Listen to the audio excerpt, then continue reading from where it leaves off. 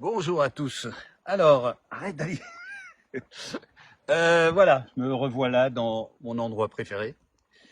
Et en fait, je vous fais une petite vidéo juste pour expliquer quelque chose. Il y a quelqu'un qui m'a posé la question parce que son cheval, il court après les chiens et tout ça.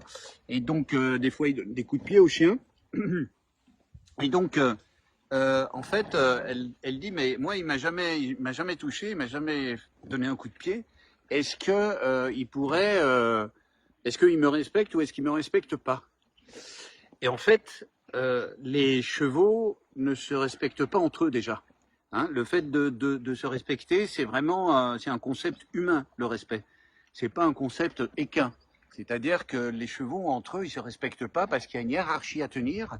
Et pour que cette hiérarchie tienne bien, il faut à chaque fois que, en fait, vous avez vu, à chaque fois, il y a un leader qui est devant et un suiveur, grosso modo. Quand on voit les chevaux faire des longues distances comme ça, ils sont tous les uns derrière les autres. Et en fait, c'est par ordre hiérarchique. Hein. Et donc, dans l'idée, le cheval, il ne va pas respecter un autre cheval. Il va toujours essayer de voir s'il peut prendre la place supérieure.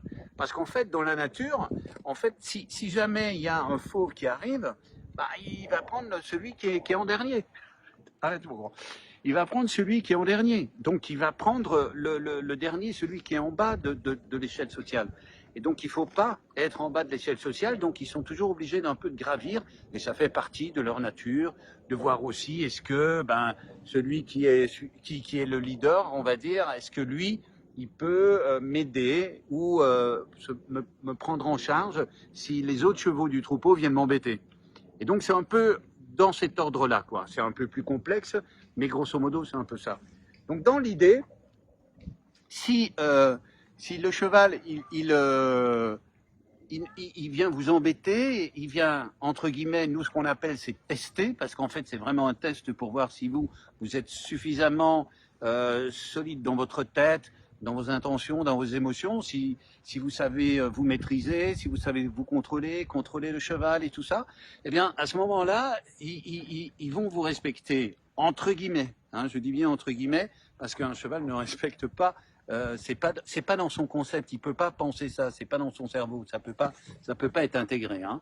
Donc à partir de ce moment-là, c'est vraiment une notion sur laquelle il faut vraiment avoir une idée claire, c'est-à-dire que le cheval ne nous respecte pas et c'est normal. Donc il faut pas dire ah mon cheval me respecte pas ou crier ou être agressif avec un cheval qui entre guillemets ne vous respecte pas. C'est juste à vous faire respecter. Ça, c'est la grande différence. Parce que de se faire respecter, on peut se faire respecter de plusieurs manières.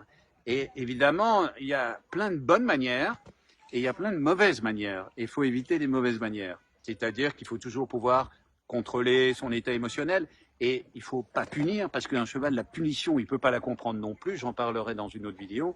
Mais en fait, ce qu'il faut faire à chaque fois que un cheval vient vous tester, et vient vous embêter, eh ben, il faut faire de l'éducation. Hein, bon, je parle souvent d'éducation, mais c'est vraiment la seule solution. Hein. Pour bien s'entendre avec un animal, eh ben, il faut bien l'éduquer, quoi. Laisse-moi, laisse-moi. Voilà. Donc, du coup, l'idée est toujours de garder ce concept de éducation à la place de punition, d'agression. Vous voyez ce que je veux dire? C'est un peu cette idée-là qu'il faut garder, quoi. Et l'éducation, c'est quelque chose de très simple, de très bénéfique, et en plus que vous allez créer un lien qui est très fort avec votre cheval, qui va être de plus en plus fort au plus vous éduquez votre cheval. Entre guillemets, pour faire de l'anthropomorphisme, c'est un peu pareil avec les enfants. Si on les éduque bien, s'ils sont contents d'être avec nous, si ça leur fait plaisir, s'ils apprennent des choses, s'ils voient qu'ils peuvent grandir, qu'ils peuvent s'affirmer, qu'ils peuvent exister avec vous, eh ben, tout à coup, ils vont se sentir bien avec vous. Hein. Si on les laisse comme ça, si de temps en temps on leur met une claque et une punition, ben, ça va pas être bien. Donc, dans l'idée, c'est un peu comme ça avec les chevaux aussi. Au plus vous allez faire en sorte que ils vont se prendre en charge, ils vont avoir un état émotionnel beaucoup plus stable, des choses comme ça, avoir plus de compétences et qui vous leur laissez quand même de la liberté pour s'exprimer, eh bien, vous allez voir que vous allez créer un lien qui est phénoménal, quoi. Donc pour revenir sur l'idée du respect, le cheval n'a pas à nous respecter, c'est à nous faire respecter, et nous on se fait respecter par l'éducation et pas par l'agression et pas par... Voilà, en musique. Bon, ben j'espère que ça a été clair pour vous, c'était un peu perturbant avec eux, mais voilà, je vous souhaite une excellente journée, je vous embrasse, à très vite.